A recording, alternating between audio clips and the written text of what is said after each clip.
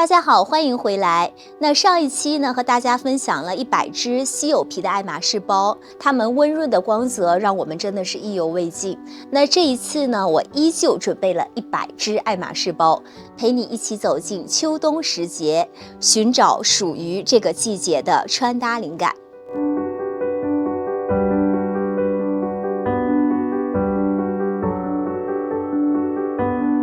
说到关于秋冬的色彩呢，我们首先想到的关键词呢就是大地色系。那比如最经典的金棕色呢，这个颜色一出，瞬间就有了秋季的氛围感，让我们联想到满山的红叶呀，然后满地的这个银杏叶呀，那种秋天非常厚重，然后饱和度又很高的大自然的调色盘。那无论是 Birkin 还是 Kelly， 他们和秋季出场度最高的驼色风衣绝对是灵魂的伴侣，而金棕色的康康或者是双面 Kelly 则平添一份休闲洒脱。那我觉得像秋天呢，爱马仕的这个 Birkin， 然后搭配一个这个大衣风衣，就是非常的万能的百搭。然后如果上面呢再搭配一顶毛呢帽，立马就有这种很精致优雅的感觉。那除了金棕色呢，还有各种各样的灰色，从大象灰、七夕灰、极雨云灰到珍珠灰、石板灰、水晶灰等等。那这类色彩呢，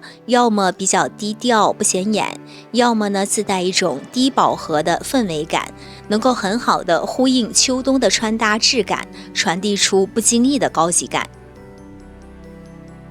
但秋冬呢，并不意味着只选择沉稳，那稍微带一点亮度的颜色呢，比如像 F59红色，然后海葵紫、风暴蓝，或者是孔雀绿，这些颜色呢，会像秋冬的点缀，在厚重的氛围里呢，注入一丝的灵动。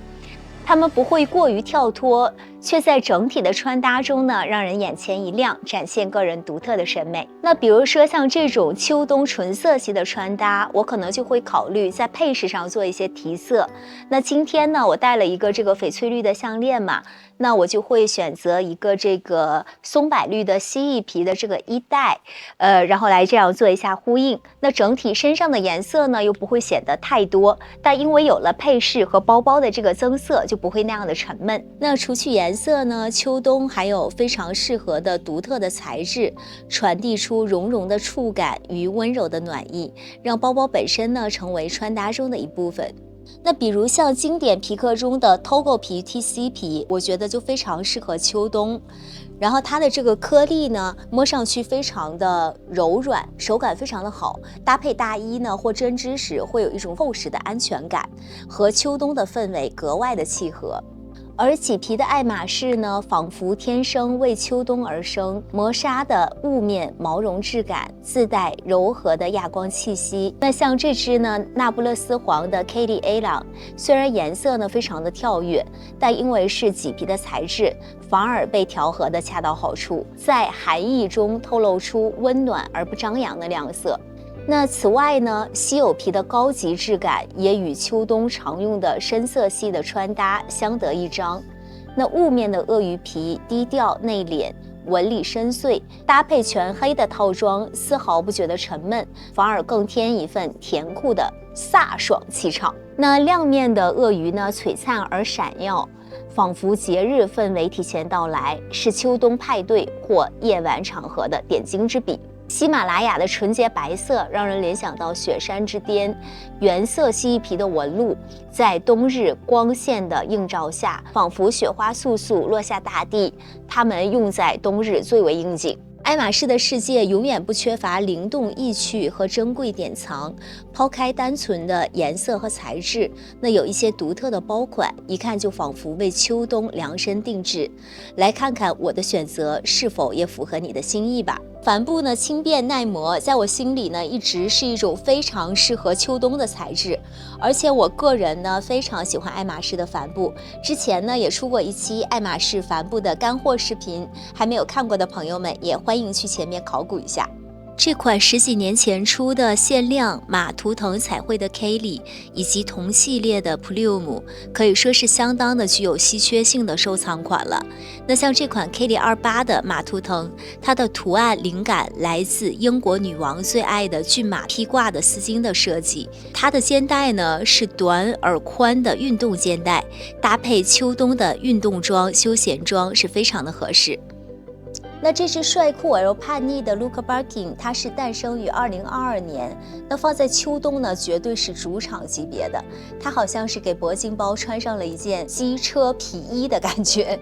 那左下方的这个口袋呢，通过弧形的缝线致敬了传统马术运动的马鞍，还借鉴了机车夹克经典的这个斜拉链的设计。那包身上呢，这里醒目的垂挂了船锚链条设计的这个包饰，蕴含了爱马仕的航海与马术精神。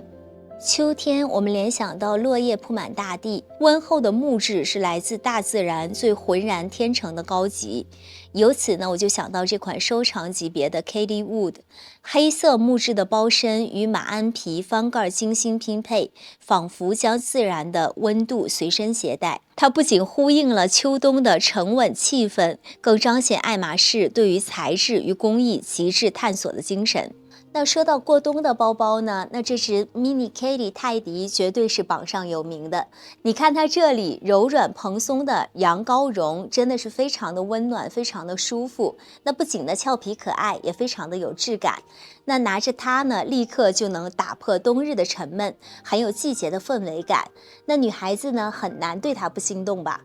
那说到绒毛质感的包包呢，还有小马特别珍藏的一只超级喜欢的这个白色的貂毛的 Barking。那貂毛呢，用在爱马仕的包款上呢，真的是极为罕见的。那其实爱马仕在让保罗高迪叶时期的秀场上，还是多次出现过貂毛材质的包包的。那这一只呢，虽然是2009年的产物了，那前面部分的这个貂毛，手摸上去还依旧的非常的柔软舒服，让人在秋冬呢一看就是觉得非常的温暖。那我觉得呢，它和大衣是非常的搭配的。那以上呢就是这一期我挑的100只秋冬爱马仕包款的推荐。那其实呢，在做这个系列的时候，我自己也会觉得像是在翻看一本属于小马的季节笔记。那每只包呢都在提醒我，秋冬可以有多少种不同的气场与可能性。那如果这些包包里有哪一只也是你心动，那欢迎在评论区留言告诉我。那如果大家有别的想要看的内容，也欢迎给小马留言。那小马在这里呢，未来还会给大家分享更多的、更丰富的内容。那比如说关于爱马仕的，关于品牌成长的。那我们下期再见，拜拜。